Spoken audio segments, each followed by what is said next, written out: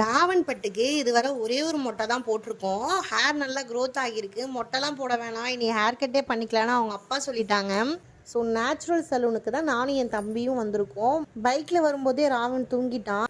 எங்களுக்கு உள்ளுக்குள்ளே ஒரே பயம். ஏன்னா இவனோட ஃபஸ்ட்டு ஹேர் கட் இதெல்லாம் பார்த்துட்டு பயந்துட்டு அழ போகிறான்னு நினச்சிட்டே போனோம். பட் அப்படியே ஆப்போசிட், என் தங்க புள்ள துள்ளி கூட அழலை. எங்களுக்கு ஒரே ஆச்சரியம்.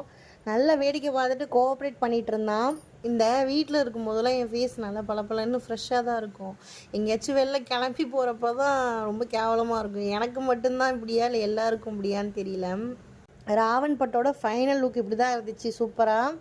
இது என்னோடய favourite spot. Tea time milk shake வாங்கி நானும் என் தம்பியும் சாப்பிட்டுட்டு இருந்தோம். இது மெயின்லேயே இருக்கிறதுனால வேடிக்கை பார்த்துட்டே சாப்பிட்றதுக்கு நல்லாயிருக்கும். இதுதான் என் மொபைலோட நிலமை. இன்னும் கொஞ்ச நாளில் செத்து போயிடும்.